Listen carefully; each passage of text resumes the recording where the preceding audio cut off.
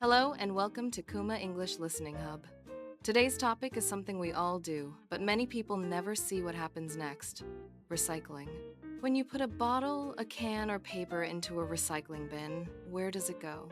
And how do recycling centers separate thousands of mixed items every hour? In this episode, we will visit a recycling center in our imagination and learn how sorting really works. You will hear about machines, workers, common mistakes, and what you can do at home to recycle better. First, let's start with a simple question. What is a recycling center? A recycling center is a place where mixed recyclable items are brought, sorted, and prepared to become new materials. Some centers are called MRFs. This is short for Materials Recovery Facility. Recovery means saving useful materials from the trash. The goal is to separate paper, cardboard, plastics, metal, and glass, and then send each type to a factory that can recycle it. Now imagine a big building, like a warehouse. Trucks arrive all day. Many trucks come from city collection services, and some come from businesses. A truck backs up to a large area and drops a huge pile of mixed recyclables. This pile can include bottles, cans, boxes, newspapers, food containers, and sometimes things that should not be there. That is the first challenge. People often throw the wrong things into recycling bins. Next, the sorting process begins. Most recycling centers use a combination of machines and human workers. Machines can work fast, but they are not perfect. People can notice strange items, but the job is hard and sometimes dangerous. So, recycling centers design a line, like a moving road, called a conveyor belt. Items travel on the belt and pass through different sorting steps. The first step is often called pre-sorting. At this stage, workers stand next to the belt and remove large or dangerous items. For example, they might pull out plastic bags, clothing, batteries, or big pieces of metal. Why are these items a problem? Plastic bags can wrap around machine parts and stop the system.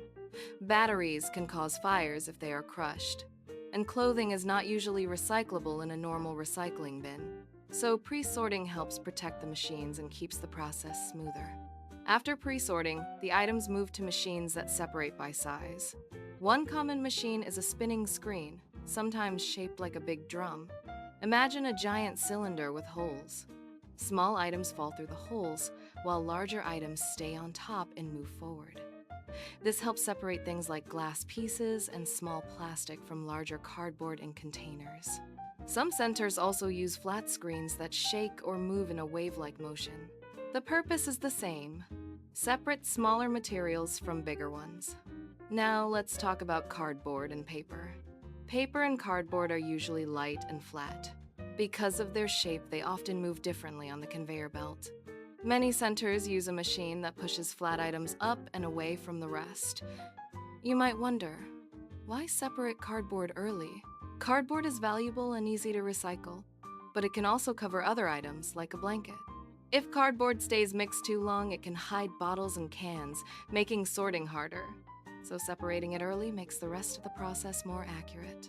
Next comes one of the most interesting parts: magnets. Magnets are used to pull out steel and iron.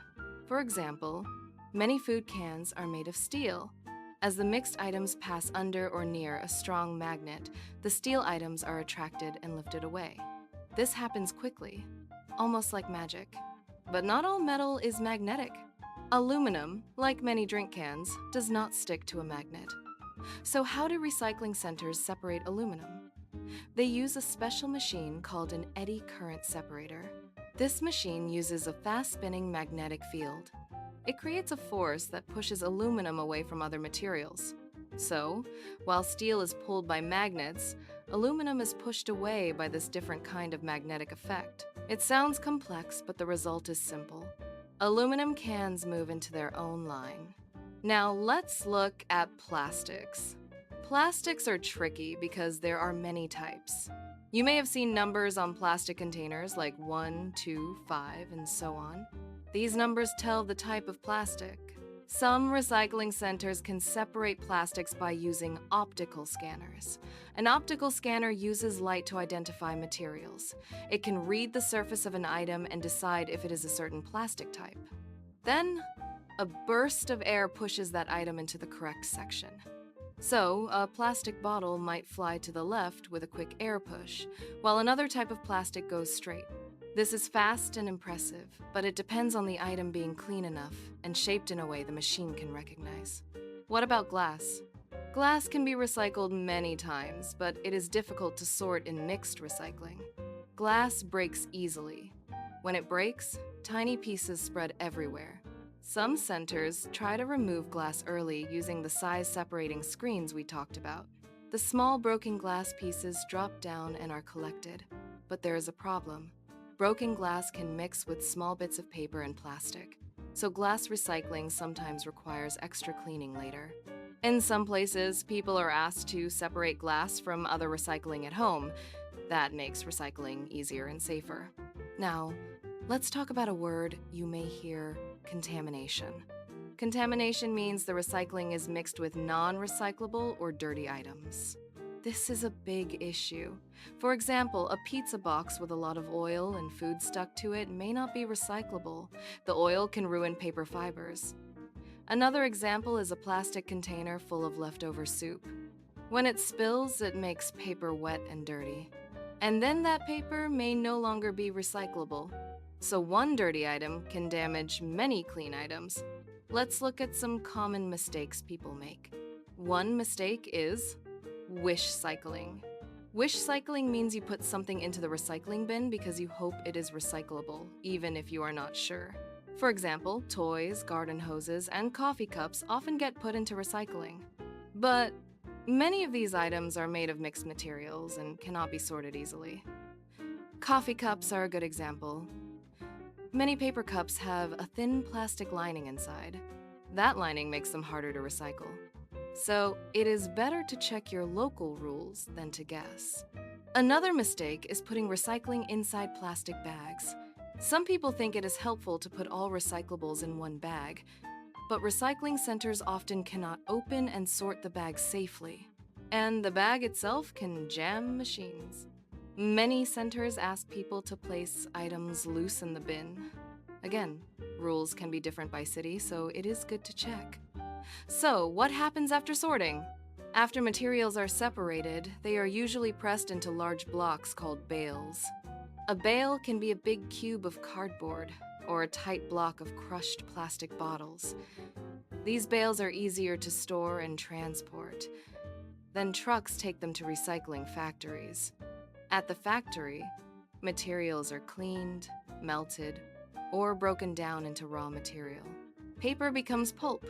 Plastic becomes pellets. Metal is melted and formed again. Later, companies use these materials to make new products. You might ask, does everything that goes into the recycling bin get recycled? The honest answer is no. Some items are too dirty. Some are made of mixed materials. Sometimes there's not enough demand for a certain material. Recycling is connected to the market. If factories do not want a material, it can be difficult to recycle it. That is why reducing waste and reusing items are also important. Recycling is helpful, but it is not a perfect solution. Let's talk about what you can do to help. Here are a few simple habits that make recycling more successful. First, empty and rinse containers. You do not need to wash them perfectly like dishes, but remove the food and liquids. Second, keep items dry. Wet paper and wet cardboard are often useless for recycling. Third, learn your local rules. Recycling programs are different in different places. Some accept many plastics, and some accept only a few. Fourth, do not put batteries, electronics, or chemicals in the recycling bin. These items usually need special collection points. And finally, when you are not sure, check a local website or guide instead of guessing. Before we finish, let's imagine a single plastic bottle's journey. You drink water, and you put the bottle in the recycling bin.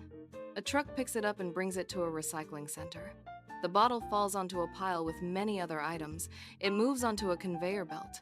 Workers remove any dangerous items nearby. A screen separates small pieces from larger ones. An optical scanner identifies the bottle as a certain plastic. A burst of air pushes it into the correct plastic group. Then it is pressed into a bale with many other bottles. The bale travels to a factory. There, the bottles are cleaned and cut into small pieces. Later, the pieces become pellets. And one day, those pellets may become a new bottle, a jacket, or container. That is a long journey from your kitchen bin. Recycling centers are busy, noisy places, and sorting is harder than many people think. But when we recycle correctly, we make the job easier, safer, and more effective. And that means fewer new resources are needed from nature. Thanks for listening to Kuma English Listening Hub. If you want, listen again and try to notice the order of the sorting steps: pre-sorting, size separation, paper and cardboard, metal, plastics, and then baling. See you next time with another practical topic for your English listening practice.